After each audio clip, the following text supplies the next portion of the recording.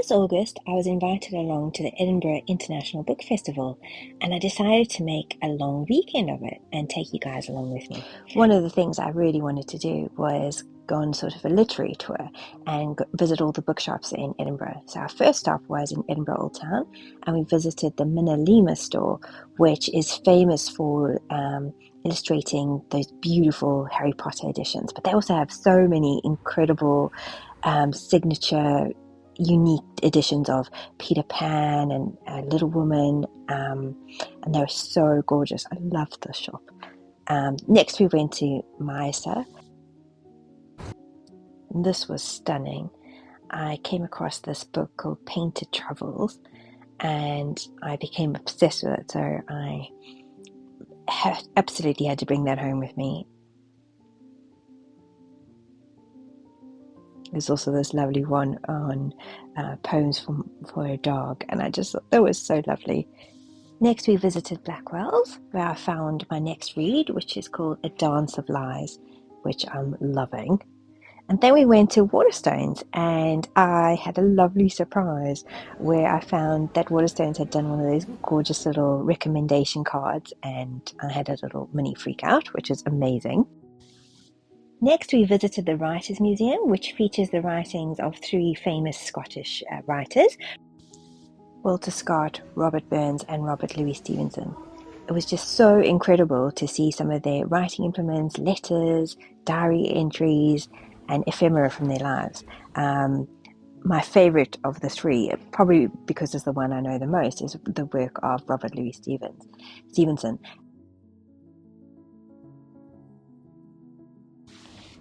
The next morning was the day of the festival and the nerves were very high. We visited this lovely cafe called Books and Cup, which was so dreamy. The most amazing cappuccinos. We're on our way to the festival now.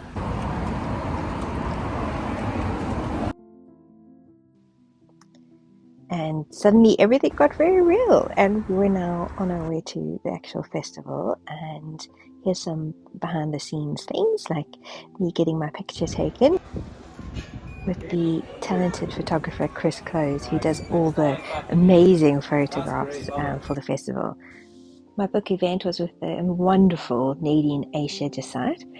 We both write magical children's fantasy. And here are some clips from the event. Today will be a chat between the three of us about their books. Linty is a lover of grumpy monsters, quirky dragons, magic and mad things, gardens that whisper, and houses that breathe.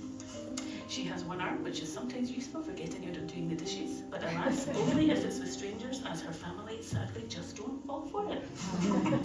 Dominique Valenti is fairly certain she has that application where you grow younger the older you get, as the closest she ever came to being an adult was during a brief glitch in her 20s as a journalist for publications like Business Day and Women in Home.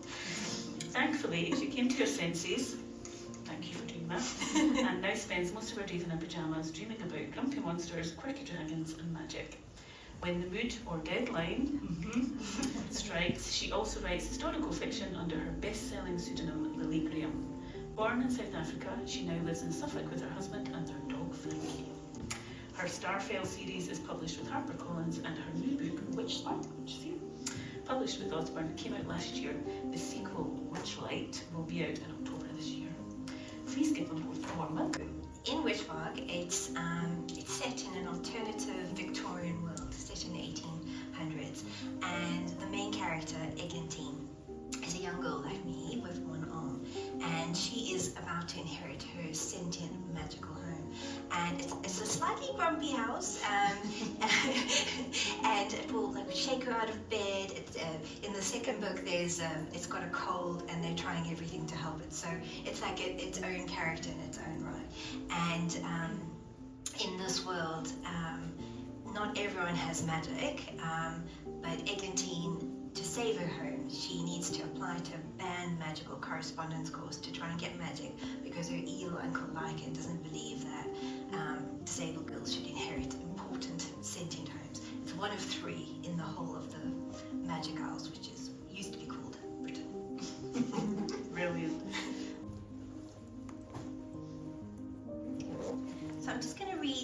2 parts. So one is just the sort of prologue, just to explain the Magic Isles. So close to Europe lies a handful of islands where a century ago a great earthquake released a magical substance called Allspark. This substance awakened mythical beasts from stone, like gnomes, gargoyles, and even dragons. It changed some of the people too. Those who were touched by Allspark were gifted with magic and became witches and wizards and even sorcerers, able to use their abilities to power innovation across the land. Soon, these islands, once named Great Britain, instead became known as the Magic Isles. In time, as magic began to change all aspects of society, the government set up the Department of Allspark Regulation for the safety of all and to ensure that those without magic were treated fairly. But as the years passed since the quake, increasingly it has become only the wealthy or well-connected who appear to have been touched by Allspark, and some have begun to wonder if something or someone is preventing others from unlocking their powers. And so rumors have begun to spread of another way to get magic. It is something the department have put at the very top of their banned magic list. It is Miss Hegarty's course for aspiring witches.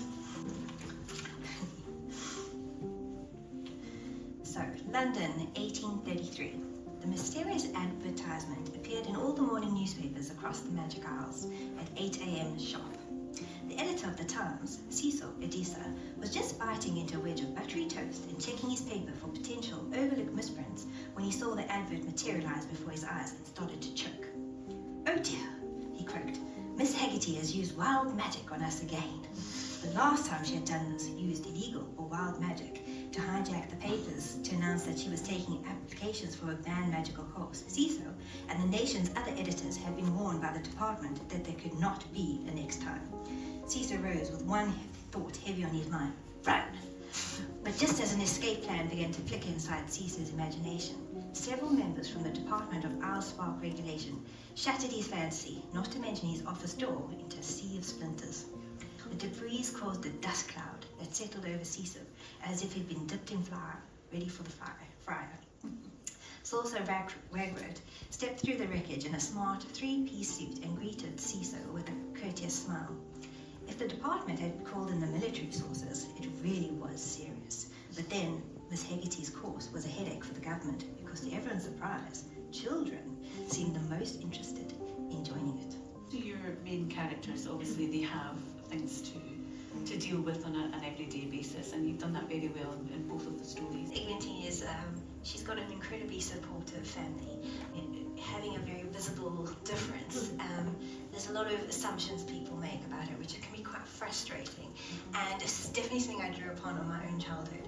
And whenever somebody who's written somebody like me, they always assume that there's so many things I can't do, and it's so frustrating. Or they'll assume they won't really understand the sort of stubborn nature that goes into being disabled. So one of my things is that to the point of ridiculousness, sometimes I will make sure that I can do something. Like, for instance, learning how to put on a watch. I won't do it for you now, but I remember my dad saying to me, "Okay, I'll get you a normal watch." I was about 7, but I don't know how you're going to put it on.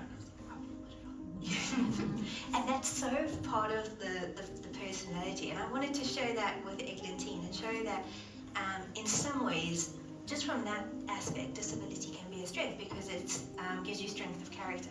And I think having that attitude is why I eventually became a writer, because it's just one other challenge. Yes, it's going to be hard. Yes, there's going to be lots of rejections, all of those things.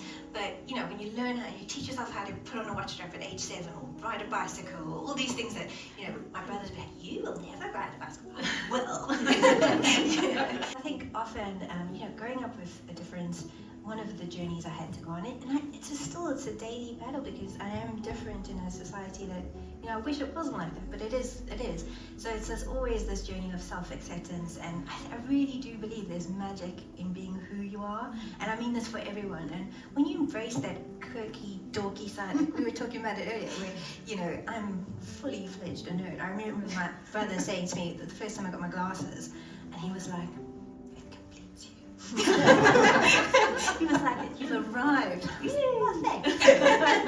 But I do, and I think that's the message I wanted to give. So she sometimes gets that message that, maybe things would have been easier, and they would have, but also sometimes it's like that little flaw that makes you who you are. And on those good days, I really do see that. And, those challenges are, those are the things that you remember about your life and the things that you've gotten through, and it's not always when it's easy and flowing. And so, yeah, it's sort of a journey of self-acceptance and that kind of thing. Perhaps readers who have anxiety or a disability, after they've read the final page, what do you want them to feel and take away from your stories?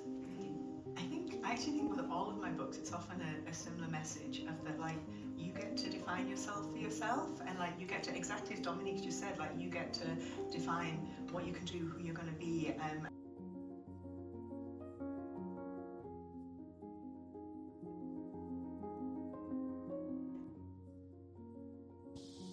It was such an amazing event, and Nadine and I were absolutely shocked and blown away that it was completely sold out, which was an absolute honour. I even had one child who came dressed as one of my characters, Willow from Starfell, and that was just incredible. And we had this amazing long signing queue, which is not something I've ever really experienced before. I mean, I've had a few sign queues, but nothing like this, and so it was just a dream come true. What a wonderful occasion, and I just can't thank the festival enough for having me. And this is the little girl came dressed as Willow. Anyway, thank you so much, Edinburgh Festival. So excited to be here. Cool. Guys can carry on signing now. I'll just keep it filming. Hope you've enjoyed coming along with me on this short literary tour and coming along to the festival with me. And please like and subscribe if you'd like to see more videos like this. Thanks so much. Bye.